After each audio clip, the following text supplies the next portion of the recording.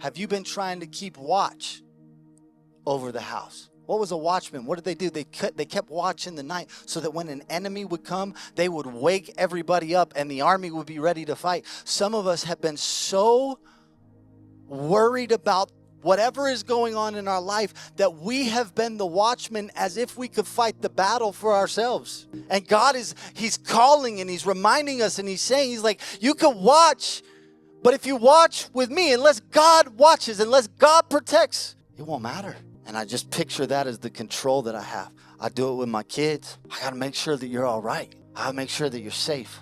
And we would be bad parents if we didn't care about our kids, if we didn't think about their safety. But at the same time, I have to learn how to trust them to build their own faith with God through the example that they're seeing in me. If all my children saw was my life, would they come up with the conclusion that faith is the confident belief that God will do whatever he said? Or would they come up with the conclusion that dad talked a lot about faith and he did a lot on his own without God? I can tell you, I don't want that for my children. I know I've modeled that for them before, where I wrestle. I have been seeking God.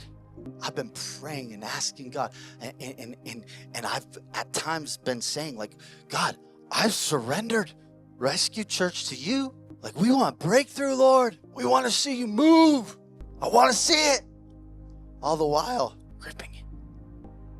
And he called me so gently. That's why I love the fact that he says, come learn from me how to wear the yoke of my kingdom. Because we get it backwards. And the enemy tells us, work harder and God will love you more. Work harder and God will do it.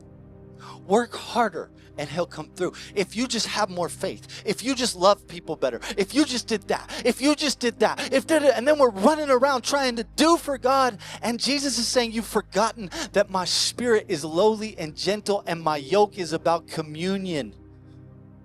Relationship, and relationship produces work.